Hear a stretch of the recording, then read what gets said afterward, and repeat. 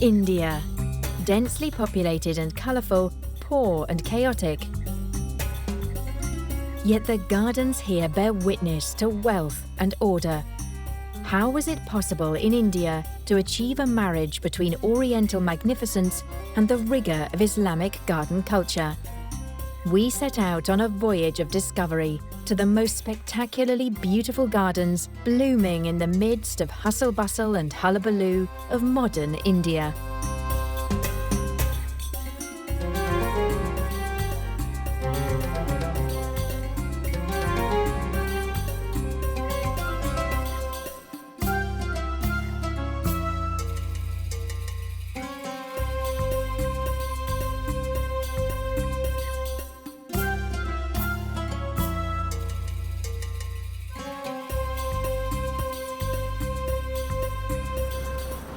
Nearly a fifth of the world's population lives in India.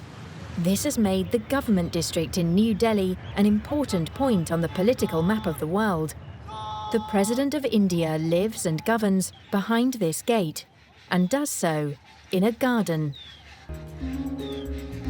Seen from above, this site looks much like the pattern of a carpet, crossed by austerely geometric axes and water channels. It is quite clearly a garden, designed to Islamic principles. How can it be that the head of state in a country consisting largely of Hindus lives surrounded by an Islamic garden? It was created over a century ago when the British moved the seat of government from Calcutta to Delhi in northern India. They built a new city for the purpose, New Delhi, with its own seat of government, complete with a garden. In doing this, the British colonial rulers oriented themselves on the gardens they had come to know here, combining these ideas with their own love of sumptuous flower beds. India extends through several climatic zones, from the foothills of the Himalayas to the subtropics in the south. The variety of all the different flowers found in these zones is found in the garden. They are representative of the entire country, which is ruled from here by the president. The chief gardener, Ram Kumar, has already worked for 7 presidents. He knows all the flowers of India much as if they were his own children. There are roses in place of roses. There are lilies in place of lilies. It's like paternal love. Just as one cannot choose a favourite amongst their own children, whether they are good children or bad, I also like all these flowers, everything in this garden.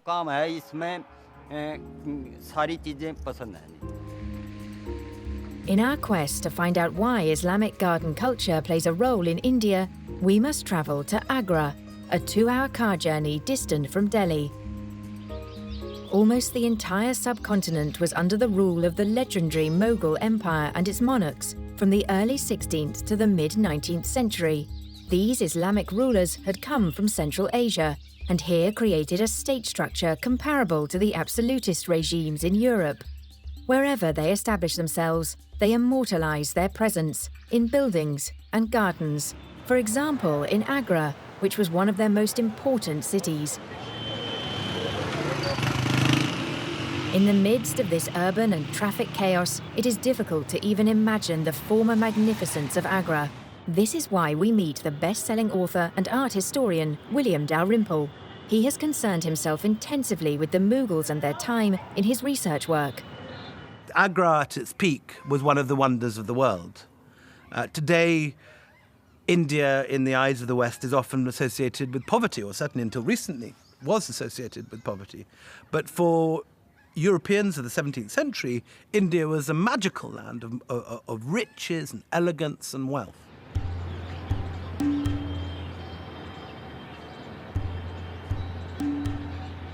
We set off for the river Yamuna, having learned from William Dalrymple that its banks were once covered with the finest of gardens.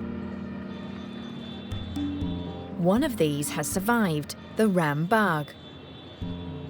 Situated on a raised terrace, it was built for the Mughal Empress Nur Jahan in the early 17th century. Built is the correct term here, since the garden consists of raised paths, pavilions and terraces. Gardens are intrinsically perishable entities. It is great good luck here that there is so much architecture to hold it all together.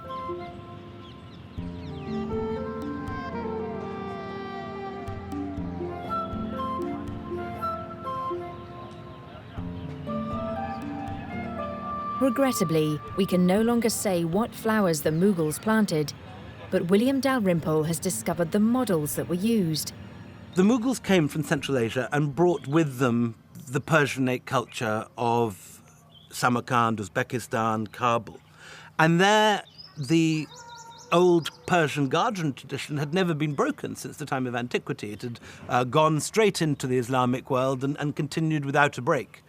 And there were many different garden traditions in India also brought by earlier waves of invaders. But the Mughals, with their particular obsession with order, geometry, the marshalling of aesthetics into a very clear order, were not happy with the gardens in India. They weren't straight enough, the borders weren't at right angles, and to their eyes, the gardens of India were messy and sloppy and asymmetrical. So they didn't invent gardens in India. There were many there before them, but they did put a new sense of symmetry and order onto the existing system. Gardens as a luxury only the rich can afford. In India, this is still the case today. The client is no longer a ruler, but a hotel.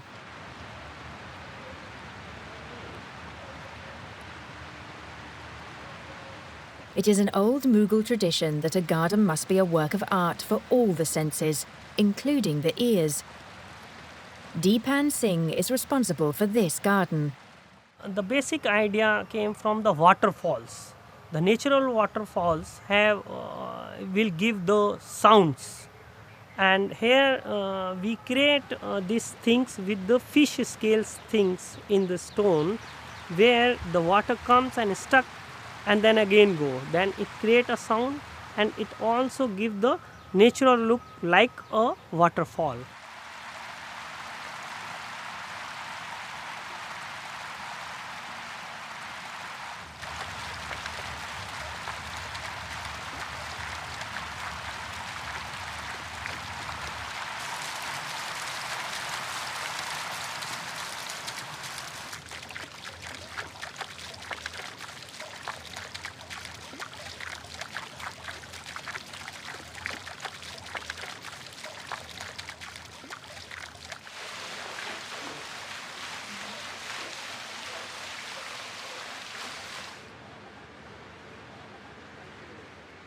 The elaborate garden is close to the most famous example of Mughal culture. One can see the shimmering white dome of the Taj Mahal rising above the garden treetops. We avoid using the main entrance, however, and approach from the river by what is today the rear side. And not only because this will save us from joining the long queue of tourists. We heard from William Dalrymple that the Mughals themselves approached from the river too, since this allowed them to enjoy the view, especially at night, from a garden. One of the most attractive aspects of Mughal gardens is the Mehtab Bagh, the moonlight garden. Of course, in moonlight, what is important is not colour, which is important in the day gardens, it's smell, it's scent.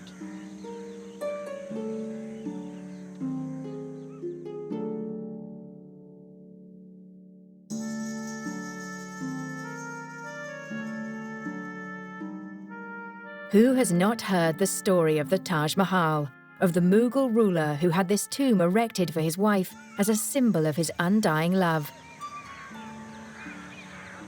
And the moonlit garden is still a favourite haunt of lovers today.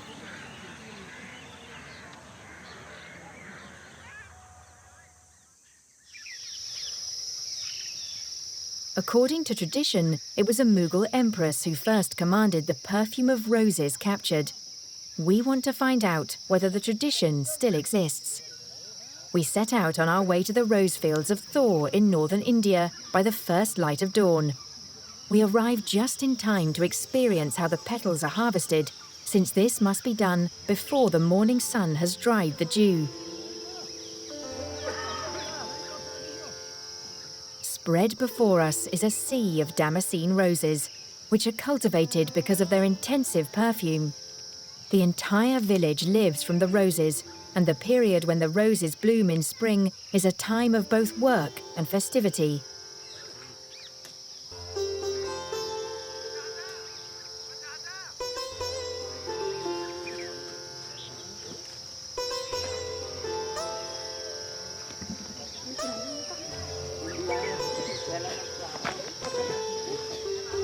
We accompany the pickers from the fields to the village, where the petals are weighed.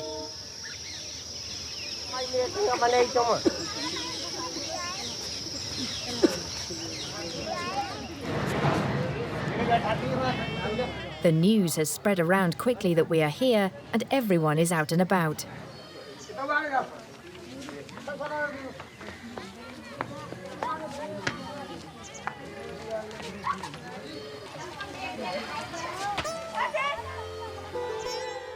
The small room fills with the perfume of rose petals, and we are in the midst of it all.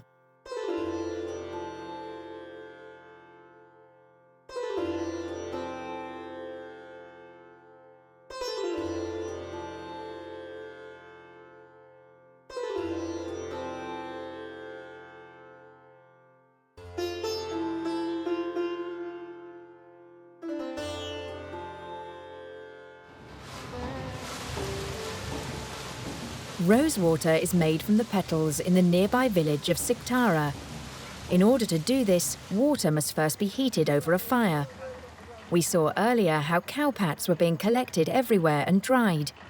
These are used as fuel, and by this means, cow dung helps to produce perfume.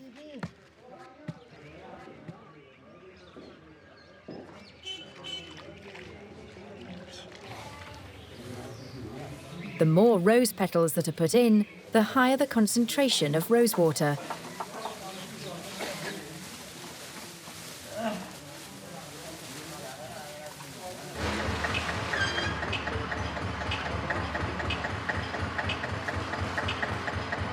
The old copper kettles are filled with water and then tightly closed.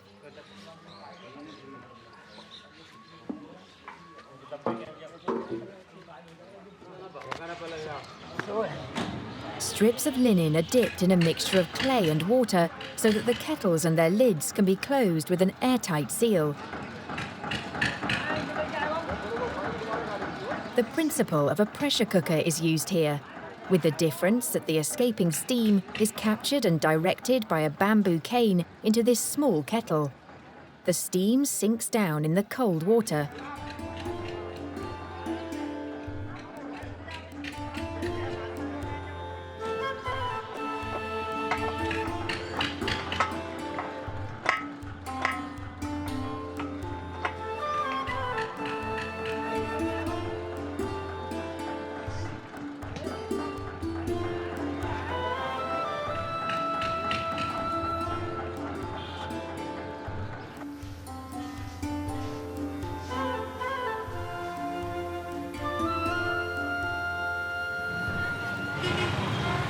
Roses continue to occupy our thoughts. For this reason, we are to visit an old gardener in Jaipur who has cultivated roses his whole life long. Like so many tourists, our curiosity is first drawn by the celebrated Palace of the Winds.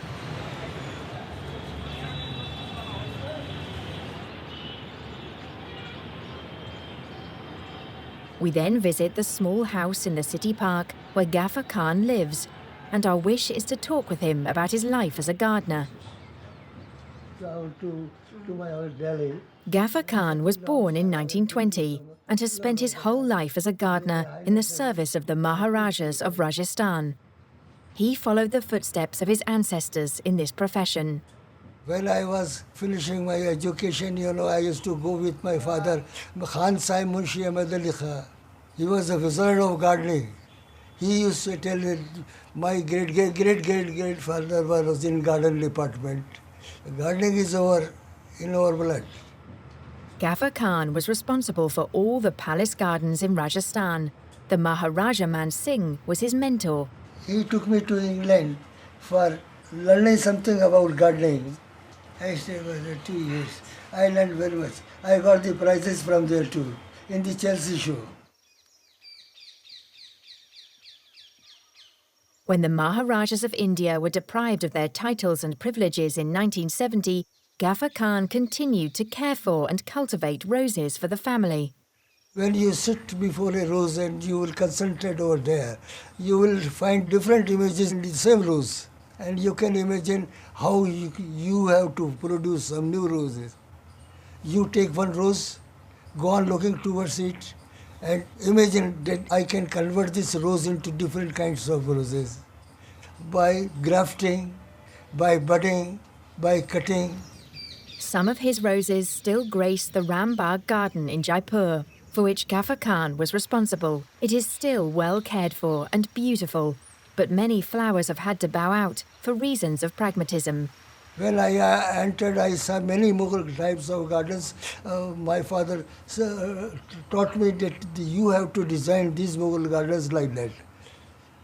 But after some time, their highnesses asked me to convert some, to modernize those gardens, and I converted them. So nowadays, those designs are no more. They have got the lawns and very few beards and very little flowers. Only they depend on the lawns and the palaces and no more such gardens. The luxuriant floral decoration in Mughal style has survived in the case of this garden, but only locked away in Ghaffar Khan's memory. Elsewhere, the gardener tells us, this blending of Islamic rigour with Indian magnificence still exists, and he directs us out into the country, in a small village near Jaipur. We find the garden belonging to the Samod family. We find a garden in which the Mughal love for the play of water and geometry intermingle wonderfully with the Indian love of magnificent flowers.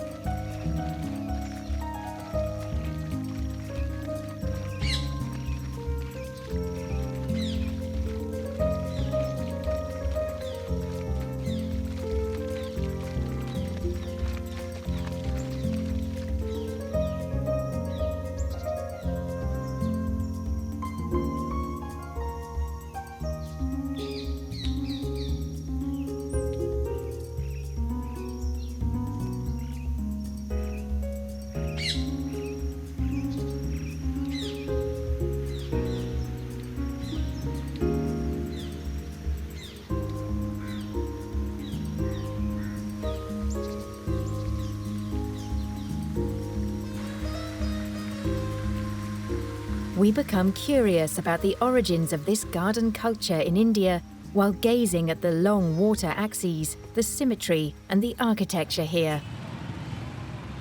We travel back north to Sikandra, close to the city of Agra.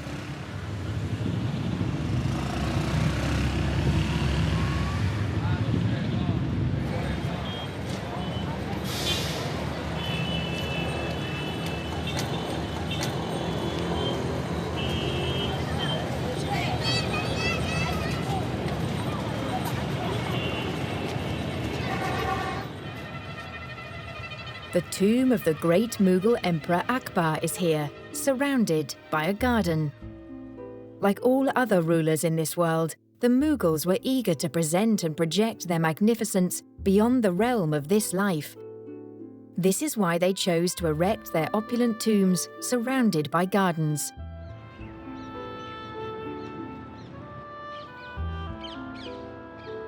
Akbar died in 1605. By that time, his court had already become a seat of philosophy and reason, as William Dalrymple explained to us. If you compare the court of Akbar, where Sunni, Shia, Sufi, Vaishnav Hindu, Shaivite Hindu, Jain, Buddhist, Jewish, Goan, Jesuit, Portuguese are all invited to Agra to discuss what different religions have in common and where they differ. And Akbar, 2 centuries before Voltaire, is saying we must stand on the solid ground of reason, not the marshy land of tradition. Some extraordinary information about an Islamic ruler of the 16th century. The Mughals came from Central Asia and brought with them the Persian influence to India.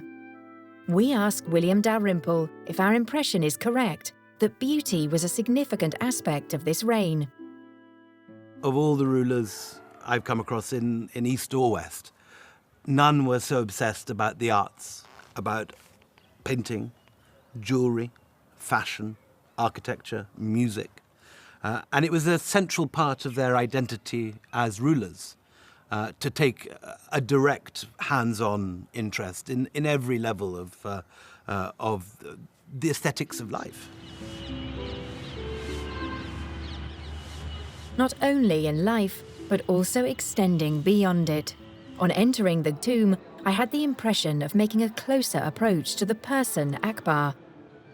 He planned this structure himself, and it reflects the extravagant and endless abundance of creation.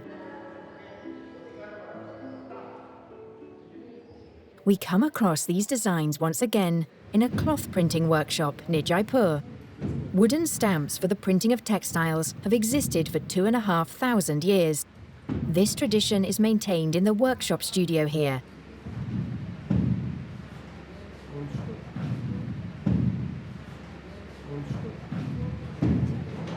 An extra printing process with each block, as the stamping tools are called in India, is required for every single colour. Raj Kanwar discovered her passion for hand-printed cloth at Design College. For her, Mughal patterns are simply an Indian cultural heritage, irrespective of any religious context. When a product is made, a block maker may be a Muslim, a printer may be a Hindu, the dyer may be again a Muslim. So it is an intermingling of different cultures working on the same product together. And when that happens, then there is no differentiation in what they're doing separately. It's beyond religion. They all have to work together.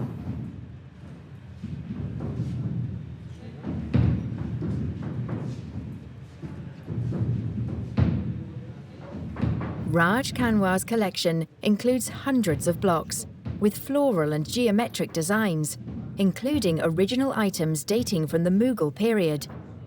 Even in those times, working with a division of labour was already established. A piece was not manufactured in one place. It often travelled. Somewhere it went for dyeing, somewhere it went for printing, somewhere it went for finishing. It went through various hands. So it is people's love in crafts that made some of the most beautiful pieces, because there's so many human hands working behind it.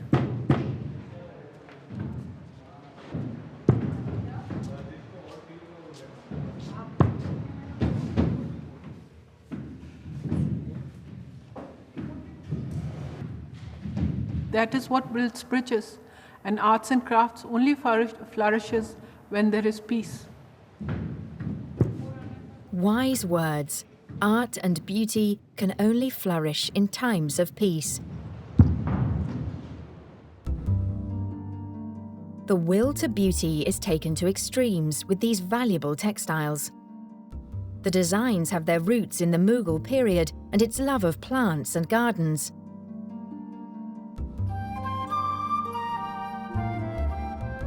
The fashion designer Rohit Bal is enthusiastically focused on this epoch. Everything about the Mughal dynasty has been very close to my heart, and I'm very passionate about it. So that's why I did this collection, which is based on the Mughal gardens, and it's called Gul Bagh, which is basically, literally means a flower garden.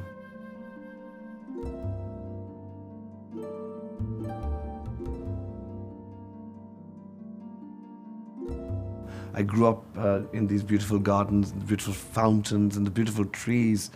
It's a long-lasting and a very passionate love affair. The joys of taking part in festive celebrations and wearing magnificent clothing still belong together in India. A robe such as this one demands an excellent posture. It weighs many kilos with its interwoven metal thread.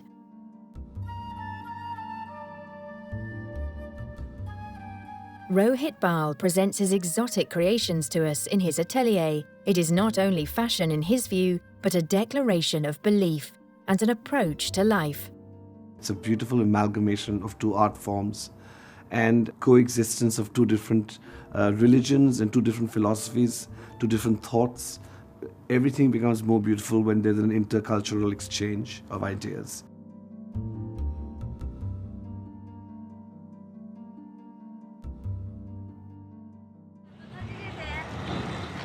The journey takes us far south, to Hyderabad.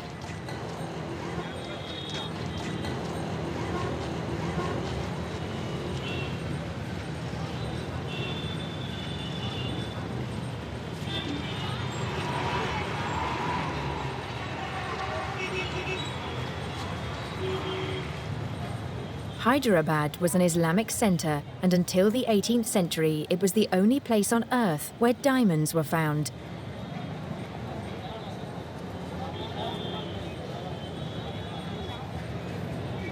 We think this wealth must surely have its opulent reflection in the gardens here. What we find is a gigantic garden construction site. The head of this, Ratish Nanda, has commissioned scientists to research this site, and this work has brought some astonishing results. For 169 years, between the 16th and the 17th century, the Qutub Shahi rulers built several tombs in this area. But in addition to tombs, there are mosques, there are step wells, major large step wells, which indicate a lot of irrigation was happening here, and a lot of garden structures. I don't know of any other complex of this nature that has survived anywhere else in the world. So over 108-acre space, there are 72 structures. An Islamic necropolis in the heart of southern India, on a 430,000 square metre site, all of it designed as gardens.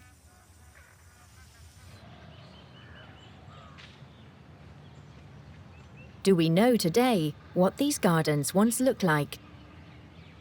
We today know, for example, and for sure, that at least some of the major tombs were set within enclosure walls, quite like the Mughal gardens of Delhi. Remnants of these walls have been discovered. The structures have now been rebuilt true to the originals from the scientific findings. Buildings have also been restored in which many ancient techniques can be used once more.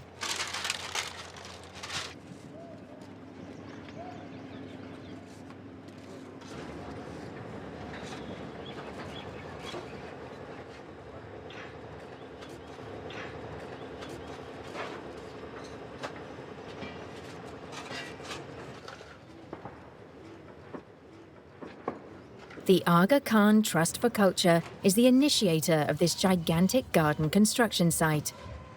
It also provides the training needed by the specialist craftspeople. In total, 800 people are employed over a period of many years on the site. The extreme climatic conditions here will soon bring the patina to the materials, ensuring that the glaring white will disappear and bringing the domes once more into a harmonious union with the gardens.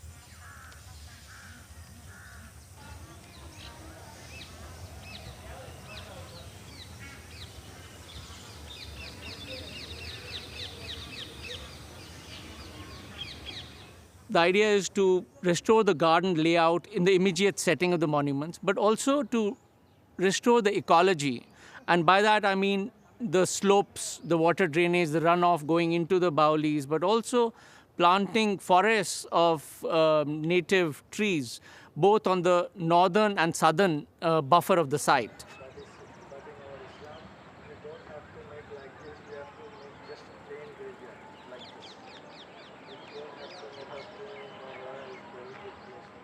This project is going to help significantly enhance the quality of life of both local inhabitants and citizens of Hyderabad as a whole. What will this site look like in 5 years' time? We resolve to come back and see. On the next stage of our journey, we must not only travel almost 2,000 kilometers, but we must also cross a national border. Lahore is in Pakistan, and we decide to make the trip, because Lahore was once the capital of the Mughal Empire in all its magnificence. The structure crumbling to dust here was once the wall behind which could be found one of the most beautiful of all Mughal gardens. At the first light of day, people are already flocking here on hundreds of bicycles and mopeds. The name of this place, Shalimar, meaning the purest of all human joys.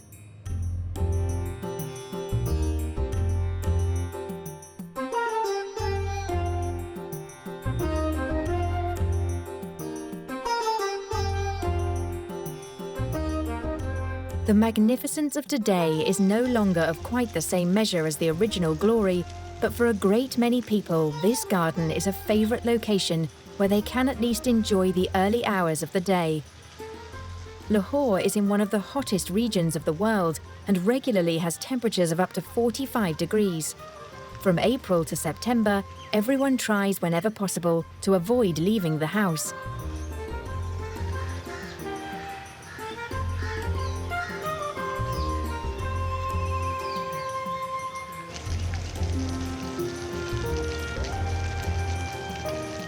The pattern for this facility is a Persian Shahabag, a garden laid out with rigorous geometric axes.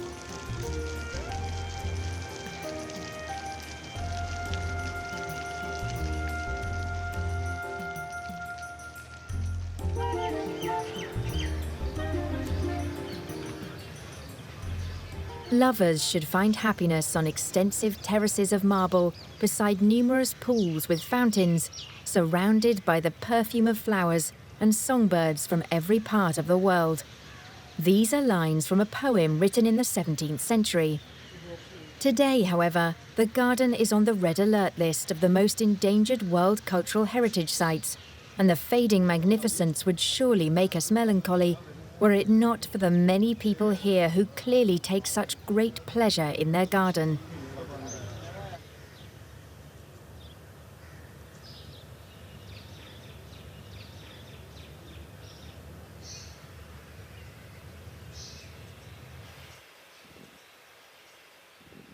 Water once gurgled over the ingeniously ornamented surfaces.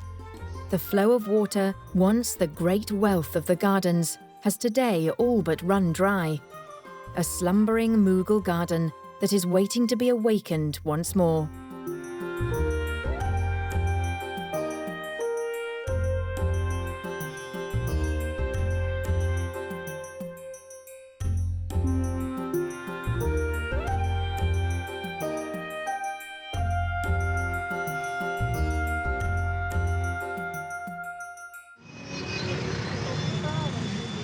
400 years ago, Lahore was the superb capital of the Mughal Empire. In the Europe of those times, the city was a synonym for measureless wealth and unbounded power. The ruler Akbar turned Lahore into one of the great centres of Islamic culture.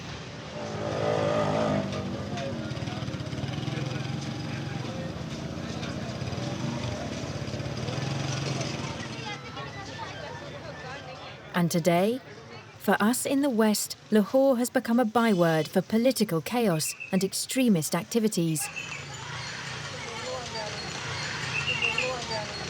A search for art here would appear to be absurd.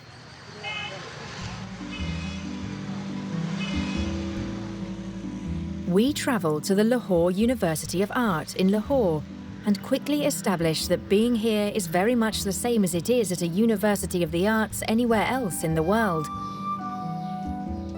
Young art students are individualists wherever they happen to be. We have come here because of an art form that has survived, which is not found anywhere else in the world: miniature painting. Its origin, Persian. The subject is taught by Imran Qureshi, An internationally well-known and very successful artist, he was also a student of this university. There was this misconception about miniature painting at that time that there is no margin for creativity within this genre of miniature painting. You cannot express yourself as an independent artist through this medium. So I took it as a challenge at that time, and I decided to go to miniature painting. Why are we interested? Miniature painting was brought to India by the Mughals, and its main subject, gardens.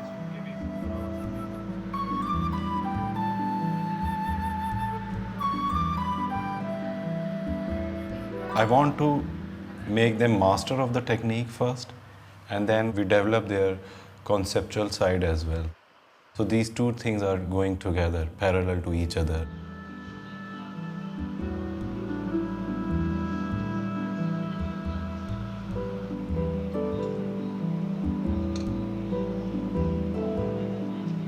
To learn something traditional, you don't need to be too much traditional. In fact, they are doing something very traditional thing, but at the end result is very contemporary. And they started looking at things in a very different way. If I'm giving something to them, I'm learning a lot from them as well. Every day there are some accident in the class. The students are coming to me, they are showing me, and we are resolving it together at their artwork. And I'm also learning during that process of resolving those issues. To his students, Imran Qureshi embodies and unites two worlds of art, the traditional Persian and his own very independent contemporary one.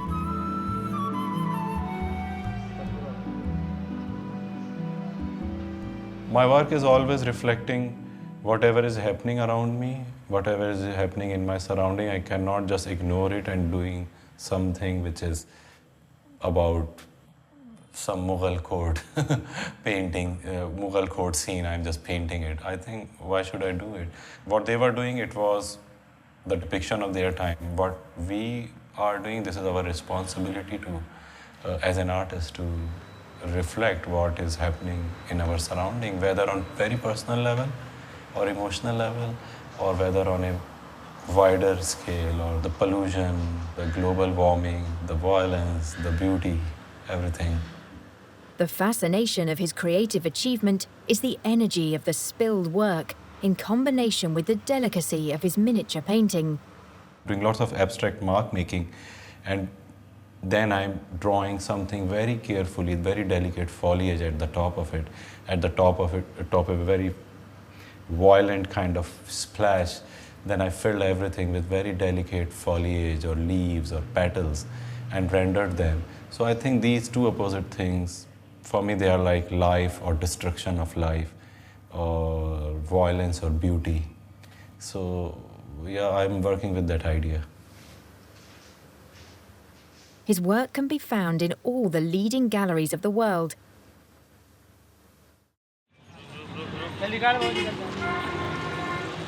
We return to India, Old Delhi to be precise.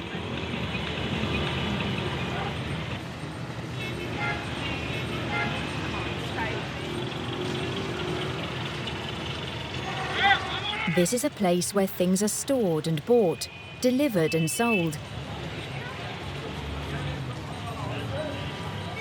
We are looking for the shop which sells the rosewater we saw being produced. The Gulab Singh perfume shop is an island of delightful fragrances. Above all, the scent of roses beguiles the visitor with its overwhelming presence on entering the sales room. All the fragrant oils and waters here are developed and produced by the family. Praful Gundi relates the history of the company. This shop was established in 1816, so it's about 199 years old. We are the 7th generation in this business.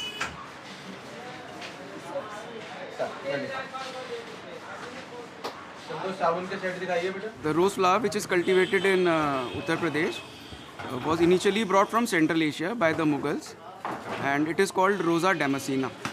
The family also produces essences, which are used by leading manufacturers as the basis for their perfumes. experiments are also conducted. For example, what is the smell of the soil on the first day of the monsoon rains? To our nostrils, most stimulating. All perfumes are concentrated memories of natural experiences.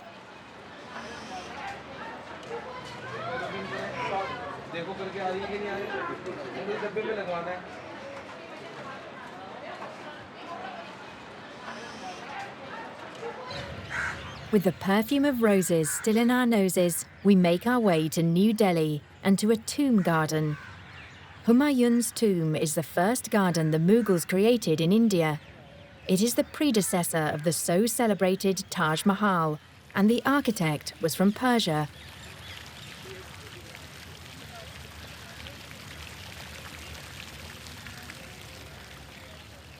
The once ruinous building and overgrown gardens have been restored to create a green oasis for the inhabitants of this megacity.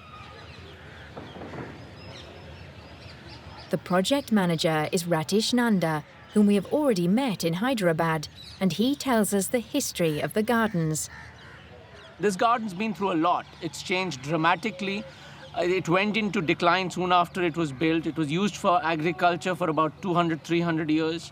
Then it became important to the British visitors. A lot of the layout was changed to make it an English landscape garden. Then Lord Curzon, the viceroy in the early 20th century, restored the Mughal layout. So in this case, it was very necessary for us to understand the various layers and then go back to something that would be of universal value and significant to the site. Traditional tomb gardens have their origins in Persian models and are divided into geometric quarters by paths and water channels. The use of machinery is not permitted on the World Cultural Heritage Site.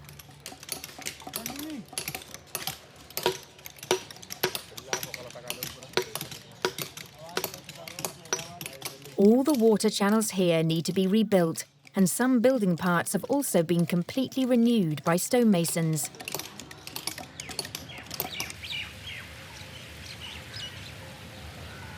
The water channels were flooded for the irrigation of the gardens, and the overflow ran into areas with sunken surfaces. The raised paths above these provided a dry route through the garden. The gardens around Humayun's tomb are among the most important tourist attractions of the Indian capital city today. Many of these visitors are Indian tourists, but the city dwellers also benefit indirectly from the gardens. As green lungs, they help to improve the air quality of this megacity.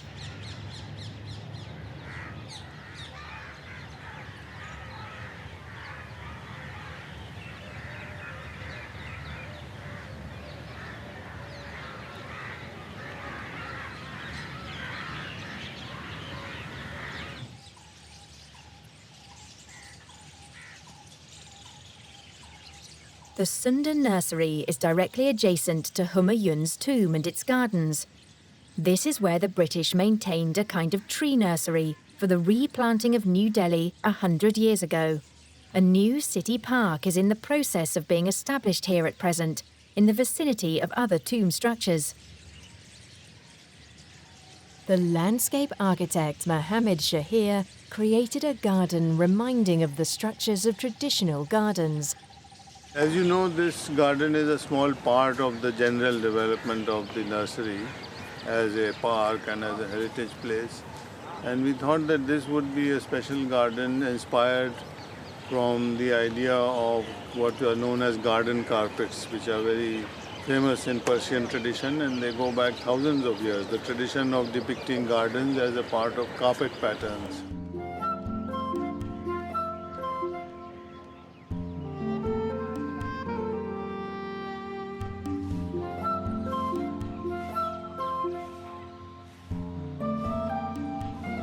We ask Mohammed Shahir for the different types of Mughal gardens.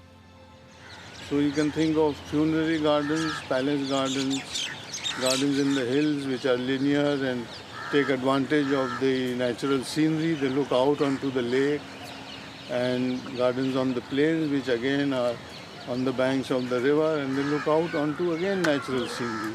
So there is also this important aspect of the Mughal garden, that while it is self-contained, there is always a prospect that it connects with the regional landscape. This is a very important part of it.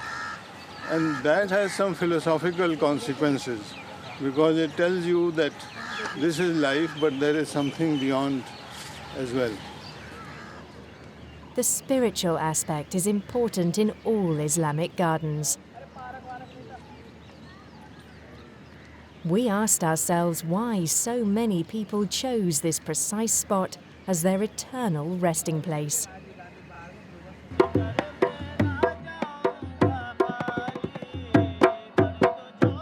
We are curious about this place when we hear the reason. Crowds of people are moving towards a single point, and we follow them. They are visiting the shrine of Hazrat Nizamuddin Auliya, who is revered as a Sufi saint. He preached love, pluralism and tolerance, doing so in the early 14th century. Most of the people who make the pilgrimage here are Muslims, but many followers of other religions come too.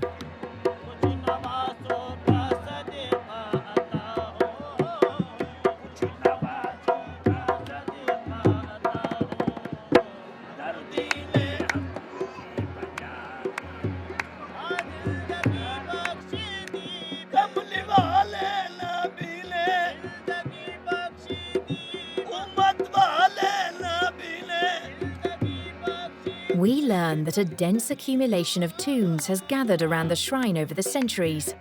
The closer one approached this holy Sufi and his tomb, the greater the blessing.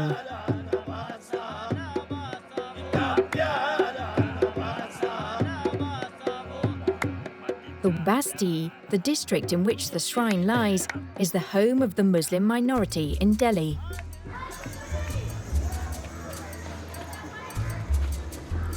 The Basti. There are innumerable children here. A private place of retreat is a rare luxury.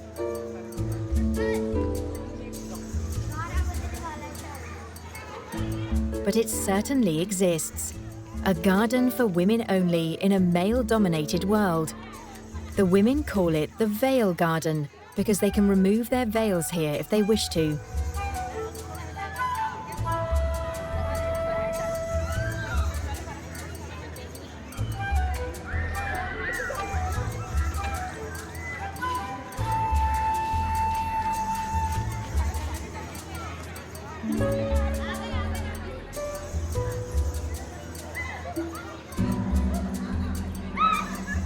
Three by 3 meters is the average size of a room in which 6 people live, Jyotsna Lyle says. She is a social worker who is available for the women of the quarter. In 2008, when we asked how many people had access to any green space, the answer was 0%. In 2013, when we asked the same question, 95% of the people said that they could access a green space. It's important because the Basti is extremely cramped and these parks are the only green lungs in the area. The density of the Basti is 70,000 people per square kilometer. So to have these green spaces where the people can come out and walk and get a bit of fresh air is really important and impacts the quality of their lives.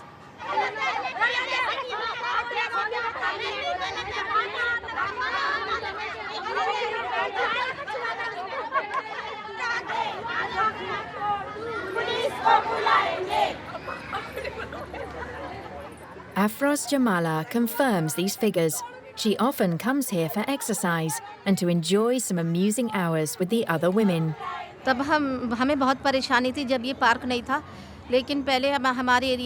Before this park, I would go into the neighbouring park, but there I could not exercise freely. I would wear my burqa and the whole face burqa as well, and just walk a little and come back. But here, I can take off my burqa and exercise in complete freedom.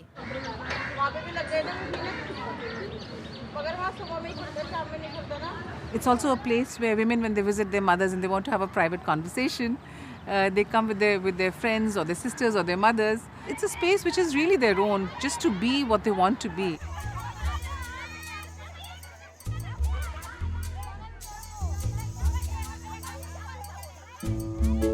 As a European, I have learned here that the magnificent is not what always counts.